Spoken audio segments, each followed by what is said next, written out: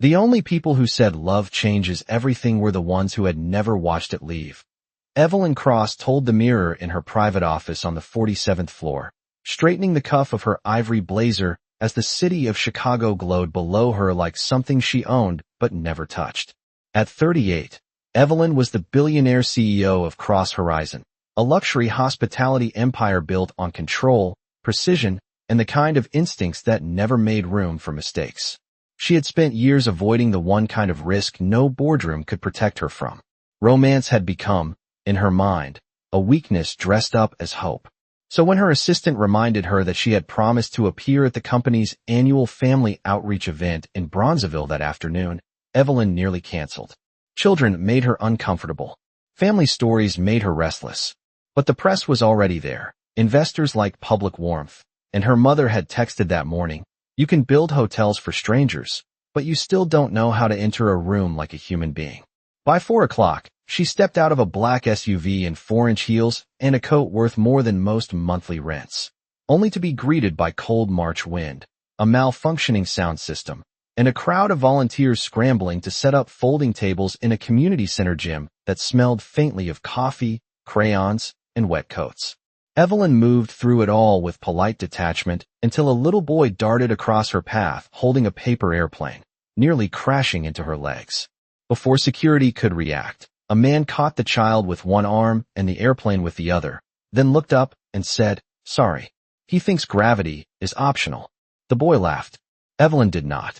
But something in her paused. The man was tall, worn in the way real life wears people down, with rolled-up sleeves, tired eyes, and the kind of face that belonged in a hardware store aisle, not under fluorescent lights at a corporate event. "Miles," he said gently to the boy, "what do we say?" The child grinned up at Evelyn. "You look expensive." A few people nearby laughed. Evelyn should have been offended. Instead, to her own surprise, she felt the corner of her mouth move. The man looked embarrassed. "I'm sorry. I'm Daniel Reed. I help run the after-school program here." He held out his hand, then glanced at her heels sinking slightly into the old gym floor. "You're definitely not dressed for dodgeball." She shook his hand because not doing so would have felt childish, and immediately noticed two things. His palm was warm, and he didn't seem impressed by her. Not her car, not her name, not the whisper spreading through the room as someone recognized her. He was focused on Miles, who had already run off toward a table of markers, and on the stack of pizza boxes tipping dangerously near the entrance. Then the lights flickered. A fuse popped somewhere overhead. Half the gym groaned. A volunteer shouted that the caterer was late. The donor wall had arrived with the company name misspelled, and one of the kids had locked himself in the restroom. Daniel exhaled, handed his jacket to Evelyn without asking, and jogged toward the chaos like this kind of unraveling was just another Tuesday. She looked down at the jacket in her hands, still warm from his shoulders, and for the first time in years, something shifted inside her that felt less like irritation and more like the beginning of a problem. Evelyn had planned to stay exactly 20 minutes, deliver a short speech, shake a few hands, and leave before anything real could touch her. But standing there with Daniel's jacket draped over her arm and the gym slowly slipping into disorder, she found herself not moving toward the exit as intended, instead watching him cross the room with quick, grounded purpose, fixing things without hesitation, speaking to people like they mattered, not like they were part of a system to be managed. And when a volunteer approached her asking if she could help check in families because the registration tablet had frozen, Evelyn instinctively almost declined until she noticed Daniel glance back briefly, not expectant, not impressed, just aware, and something in that look made her step forward before she could reconsider. Setting the jacket carefully on a nearby chair and taking the clipboard offered to her as the volunteer explained the handwritten list system they had switched to, which was inefficient, unorganized, and entirely outside her comfort zone. Yet for the next several minutes, she found herself greeting parents, checking names, answering small questions about meal tickets and activity schedules, and each interaction felt strangely unfamiliar, not because it was difficult, but because it lacked the distance she had built her life around. And just as she began to regain her sense of control, a sudden commotion broke out near the hallway as a child started crying loudly, refusing to come out of the restroom. The door locked from the inside, and a small crowd gathered, tension rising quickly until Daniel arrived, crouching near the door and speaking in a calm, steady voice that cut through the noise. "Hey buddy, it's okay. You don't have to open it yet. Just talk to me." And within moments the crying softened, the child responding between hiccup breaths while Daniel listened without interrupting, without rushing, as if time worked differently for him. And when the door finally clicked open, the boy stepped out and immediately clung to him. And Daniel simply held him there like it was the most natural thing in the world, like nothing else needed his attention in that moment. And Evelyn felt an unexpected tightness in her chest watching it unfold, a quiet, uncomfortable awareness that this was something she didn't understand how to do, couldn't measure, couldn't control. And as the situation settled, Daniel stood up, meeting her eyes briefly across the room before giving a small nod, not acknowledging her status, not thanking her for staying. Just a simple, human recognition that she was still there, and for reasons she couldn't fully explain. That nod unsettled her more than any boardroom challenge ever had, because it made her realize she had already stayed longer than planned. And worse, she wasn't thinking about leaving anymore. By the time the pizza finally arrived nearly 40 minutes late and slightly cold, the gym had settled into a rhythm that Evelyn found both chaotic and strangely efficient, with children laughing too loudly, parents balancing paper plates, and volunteers moving between tables in a way that looked unplanned but somehow worked. And without realizing it, she had shifted from observing to participating, holding stacks of napkins, directing a confused delivery driver, even kneeling briefly to help a little girl tie her shoe before catching herself mid-motion as if she had crossed an invisible line she didn't know existed. And when she stood again, she noticed Daniel watching her from across the room, not with surprise but with a quiet, knowing expression that made her straighten instinctively, brushing her hands against her coat as if to remove evidence of something she couldn't define. And moments later he walked over, wiping his hands on a towel. "You didn't have to stay," he said, his tone casual but not dismissive, and she responded almost too quickly, "I know," before adding, "Your system is inefficient," which made him smile in a way that wasn't defensive, just amused. "Yeah, it usually is when you're short 3 volunteers and 1 working outlet," he replied, glancing up at the still flickering lights. And before she could respond, Miles ran back over, tugging at Daniel's sleeve.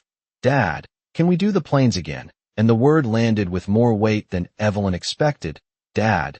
Simple and ordinary, yet it shifted something in how she saw him, not just as a man managing chaos, but as someone carrying a responsibility that didn't pause, didn't clock out. And Daniel nodded. 5 minutes, okay? Go grab your paper, before turning back to Evelyn. "You ever make one?" he asked, gesturing toward the scattered airplanes on a nearby table, and she hesitated. "Not in a long time," which was both true and incomplete. And before she could retreat, he picked up a sheet, folding it with practiced ease, explaining each step like it mattered, like she might actually want to learn. And despite herself, she followed, her movements slower, less certain, until she held something recognizable in her hands. And for a brief second, she felt something unfamiliar, not achievement, not control, but a small, quiet satisfaction that didn't require validation. And just as Miles returned, grabbing both planes and running off again, a volunteer rushed over, whispering urgently to Daniel that one of the parents had just found out the program might lose funding next month. The rumor spreading fast, tension rising again as voices grew sharper near the entrance, and Daniel's expression shifted, the ease gone, replaced by something heavier, more guarded, and he looked toward the group before glancing back at Evelyn, as if weighing whether to say something, then choosing not to. "I should handle that," he said, already stepping away, leaving her standing there with a folded paper airplane in her hand and a growing awareness that whatever this place was to him, it wasn't temporary, it wasn't optional, and for the first time, she wondered what it would mean if something like this disappeared, and why that thought bothered her more than it should. The shift happened so quickly it almost felt like she had missed something important. One moment the room buzzing with casual noise and paper plates, the next tightening into something quieter, heavier, as parents gathered near the entrance with concerned expressions, voices lowered but tense, and Evelyn watched from a distance at first, instinctively stepping back into the role she understood best, observer rather than participant, until she caught fragments of the conversation, funding cuts, City budget changes, programs being reevaluated, and Daniel standing at the center of it all, not raising his voice, not arguing, just listening, absorbing, answering carefully as if every word mattered more than it should. And for the first time since she had met him, he didn't look steady. He looked contained, like someone holding a line that was already starting to crack. And something about that unsettled her more than the chaos earlier ever had. Because this wasn't something he could fix with movement or effort. This was something larger, slower, and dangerously familiar in a way she couldn't ignore. And before she fully decided to, Evelyn found herself walking toward the group, her heels echoing faintly against the gym floor as conversations paused just enough for people to notice her presence. And Daniel glanced at her with a brief flicker of surprise. Not relief, not expectation, just a moment of recalculation, and one of the parents turned, recognizing her immediately. "You're with Cross Horizon, right?" The question cutting through the room more sharply than intended, and Evelyn nodded once, feeling the weight of something shifting into place whether she wanted it to or not. "I am," she replied, her voice steady, controlled, the version of herself she trusted most stepping forward automatically. But before she could say anything more, Daniel spoke, not loudly, but firmly enough to interrupt the direction things were heading. "This isn't about sponsors," he said, meeting her eyes briefly before looking back at the group. "We don't even know what's confirmed yet." And there was something in the way he said it, not dismissing her, but drawing a boundary she hadn't expected, one that placed the people in this room above any solution she might represent. And for a moment, she felt something unfamiliar, not rejection exactly, but resistance. And it forced her to pause in a way she rarely did, recalculating not numbers or strategy, but intent. And as the conversation resumed around them, more cautious now, more uncertain, Evelyn stepped slightly closer, lowering her voice just enough for only him to hear. "If funding is the issue, there are options," she said, controlled but direct, and Daniel exhaled quietly, shaking his head once. "It's not just funding," he replied, his tone softer now, but heavier. "It's time, approvals, people who don't see this place the way we do." And he glanced across the room toward Miles, who was now sitting on the floor showing another kid how to fold a plane, completely unaware of the uncertainty unfolding around him. And when Daniel looked back at her, there was something different in his expression, something more guarded, more personal. "And it's not something you can fix in one visit," he added, not dismissing her, but making it clear that whatever this was, it wasn't simple. And for the first time, Evelyn didn't have an immediate answer, didn't move to fill the silence, because something about the way he said it made her realize this wasn't a problem designed for people like her. And yet, standing there, watching the room hold its breath around an uncertain future, she felt something shift again, deeper this time. A quiet, uncomfortable awareness that she didn't want to walk away from it as easily as she always had before. The rest of the evening didn't return to what it had been. Even though the music eventually came back on, the kids kept eating, and laughter found its way into the room again in small, scattered bursts. There was a quiet tension underneath it all now, something unspoken that lingered in the way parents stayed a little closer to their children, in the way volunteers checked their phones more often than usual, and Evelyn felt it too, not as a passing concern, but as a growing pressure she couldn't ignore. And instead of stepping away, she moved deeper into the room, watching more carefully this time, noticing details she would have dismissed before, the worn edges of the tables, the donated supplies sorted with care, the way Daniel moved between people not just managing tasks but holding them together, steadying conversations before they escalated, offering reassurance without making promises he couldn't keep. And it became clear to her in a way that was both obvious and unsettling that this place wasn't just a program.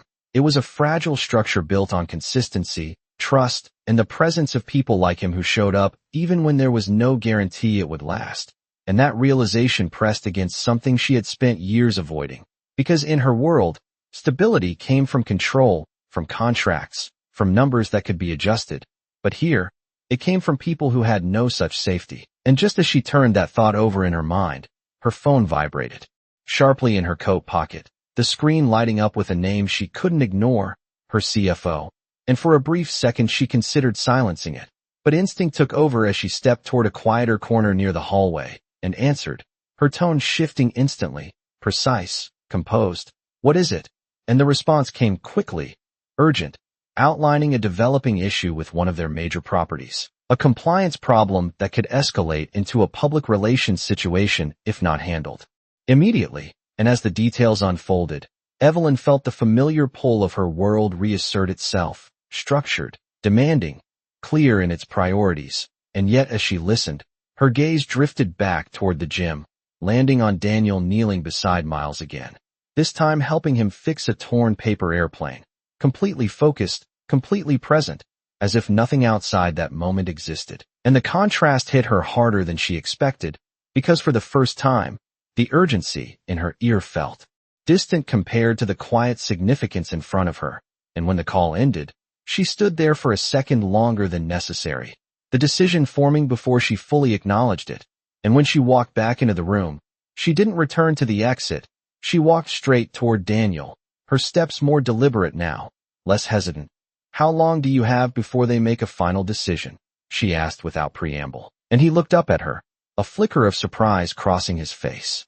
"Before settling into something more cautious, a few weeks, maybe less," he replied, standing slowly, and she nodded once, her mind already moving, already calculating in ways that felt both natural and strangely unfamiliar in this context.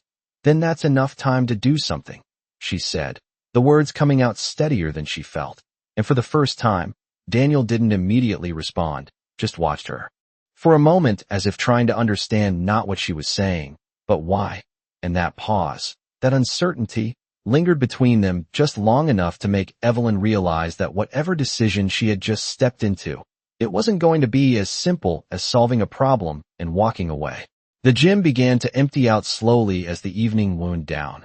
Parents gathering their children, volunteers stacking chairs, the earlier tension settling into something quieter but no less present. And Evelyn found herself staying until the very end, long past the point where anyone expected her to still be there, watching as Daniel moved through the final routines of closing down, checking in with each family, making sure no one left without what they needed. And when the last of the kids finally waved goodbye, including Miles, who ran ahead to grab his backpack, the room felt larger, emptier, almost exposed. And for a moment neither of them spoke as they stood near the folded tables, the weight of what had been said earlier still lingering between them, until Evelyn broke the silence. "You didn't ask what I was planning to do," she said, her voice quieter now, less controlled than before. And Daniel let out a small breath, not quite a laugh. "Because I already know how this usually goes," he replied, picking up a stack of unused flyers and tapping them into alignment. "Someone important shows up, offers help, promises to fix things, and then something bigger pulls them away." And the words weren't sharp, but they landed with a clarity that made it impossible to dismiss them as casual. And Evelyn felt that familiar instinct to push back, to explain, to separate herself from that pattern. But something stopped her, something about the way he said it, not accusing, just certain. And instead she asked, "And you think I'm the same?" And this time he met her eyes directly, no hesitation. "I think you live in a world where this doesn't stay your priority," he said simply. And before she could respond, Miles ran back toward them, tugging on Daniel's sleeve again. "Dad, we forgot my plane," he said, pointing toward the corner of the gym, and Daniel nodded. "Go grab it. I'll meet you by the door," watching as the boy disappeared briefly before turning back to Evelyn, and something shifted in his expression then, something more personal, less guarded. "I'm not saying you don't mean it," he added, softer now. "I'm saying I've seen what happens when people mean it for a moment." And there it was, the truth beneath everything. Not about funding, not about logistics, but about trust, about the quiet damage left behind when hope is introduced and then taken away. And for the first time, Evelyn felt the full weight of what stepping into this would actually require. Not just a solution, but consistency, presence, something she had spent years avoiding in every part of her life outside of work. And before she could fully process that, her phone vibrated again, more insistently this time. The same name flashing across the screen, and she knew without answering that the situation at her company had escalated, demanding immediate attention, pulling her back toward the world where she was certain, where she was needed, where she always chose to go. And for a brief second, everything, narrowed into a single, quiet decision, one that felt far more irreversible than it should have. As she stood there between the echo of Daniel's words and the pressure of everything waiting for her outside that door, realizing that whichever direction she chose next, something was going to change, and she wasn't entirely sure she could control what that would be anymore.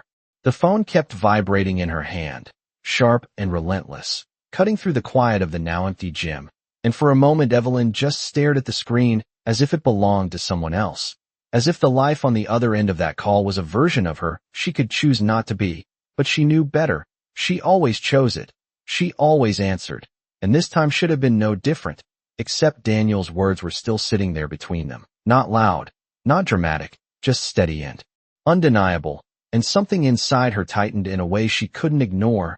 "You should take that," Daniel said after a beat, his voice calm but distant now.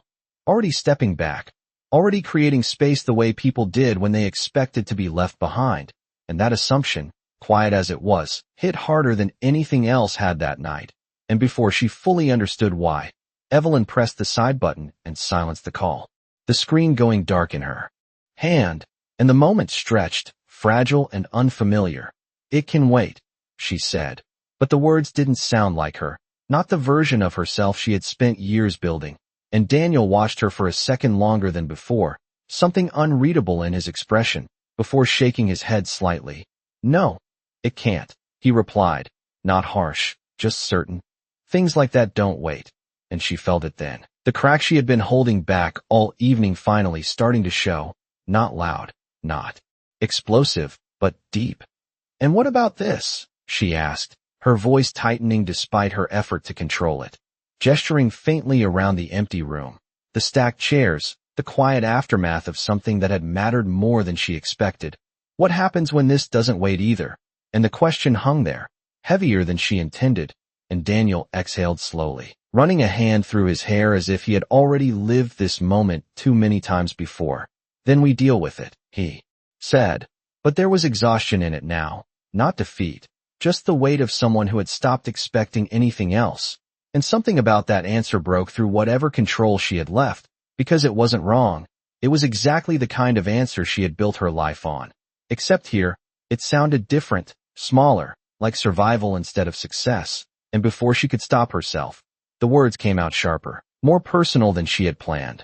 "That's not enough," she said, her voice rising slightly in the empty space, and Daniel's expression shifted, not defensive, but firmer.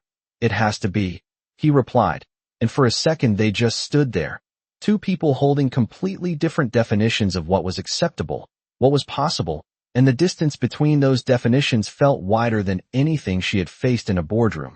And then, without warning, something inside Evelyn gave way. Not dramatically, not loudly, but in the small, undeniable way her voice faltered when she spoke again. "I don't walk away from things," she said, softer now, almost to herself, and it wasn't entirely true, not in this context, not in the way it mattered here, and she knew at the moment the words left her, because Daniel didn't argue, didn't challenge her, he just looked at her with a quiet understanding that made it worse. "Maybe not in your world," he said gently, and that was it. That was the line that landed, because for the first time, she couldn't separate the two anymore, couldn't pretend that the way she lived in one part of her life didn't define the rest, and as the silence settled again, heavier this time, Evelyn realized with a clarity that left no room for avoidance that this wasn't about funding, or timing, or even him. It was about the version of herself she had been protecting for years, and whether she was finally willing to let it change, even if she didn't know what that would cost her. The silence didn't hold for long, because the phone in Evelyn's hand lit up again, this time followed almost immediately by a second call, then a third, each vibration sharper than the last, pulling her back toward a reality that refused to stay paused. And across from her Daniel glanced at the screen, then back at her, not with expectation anymore, but with quiet acceptance, the kind that comes from already knowing how something ends. And that was the moment it shifted from internal to urgent, because for the first time she saw it clearly, not as a choice she could delay, but as something already slipping away. "You should go," he said, stepping back slightly, his voice steady but final, and that finality hit harder than any argument could have, because it wasn't pushing her away, It was letting her go, and before she could respond, Miles ran back toward them again, holding the slightly crumpled paper airplane with a proud grin. "I fixed it," he said, looking up at his dad. Completely unaware of the tension hanging in the air, and Daniel crouched down, meeting him at eye level. "I knew you would," he replied, his voice softening instantly, and Evelyn felt something twist sharply in her chest watching that. The ease of it, the consistency, the kind of presence she had never allowed herself to offer anyone. And as Daniel stood again, his hand resting briefly on Miles's shoulder, he looked at Evelyn one last time. "Take care of what you need to," he said, not cold, not distant, just resolved. And then he turned toward the exit, guiding Miles with him, already moving forward without waiting for anything else. And that was when the urgency broke through completely, because this wasn't a conversation she could revisit later. This wasn't a situation she could fix with a call after she left. This was something that required her to act now or lose whatever it was beginning to become. And before she could think it through, Evelyn moved, crossing the gym floor faster than she had moved all night, her heels striking harder against the wood as she closed the distance. "Daniel, wait," she called out, her voice sharper than intended, and he stopped near the door, turning slightly as Miles looked between them with quiet curiosity.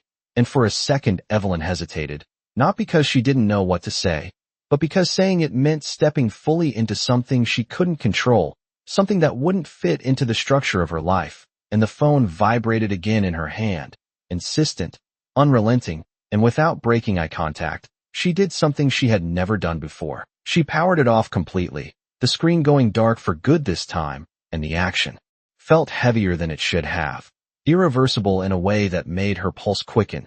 And when she finally spoke, her voice was steadier, but there was something raw beneath it now, something unguarded. "I'm not leaving," she said, not loud, not dramatic, just clear.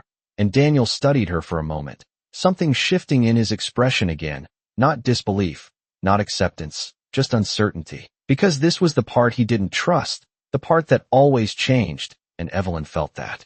Hesitation, felt the weight of everything she hadn't proven yet.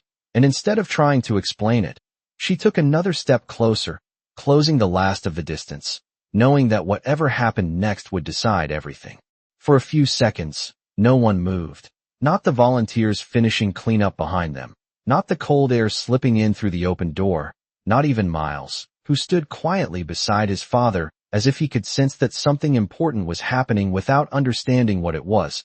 And Evelyn felt it all at once, the weight of every decision she had made up until this moment pressing against the one she was making now. Her voice steady, but her hands no longer perfectly still as she took one final step forward, closing the space between them completely.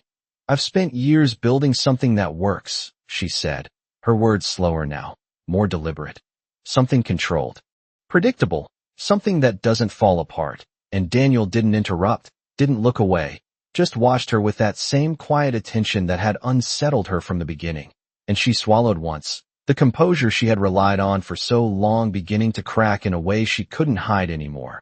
"But none of it feels like this," she continued, her voice tightening, her breath unsteady for the first time. "And I don't know how to do this right. I don't know how to show up the way you do, but I know I don't want to walk away from it." And the words hung there, real and irreversible. And for a brief moment, fear flickered across her face, not of failure, but of being seen, of not being enough in a space where control didn't guarantee anything. And Daniel's expression softened slightly, not fully convinced, not fully guarded anymore either, caught somewhere in between.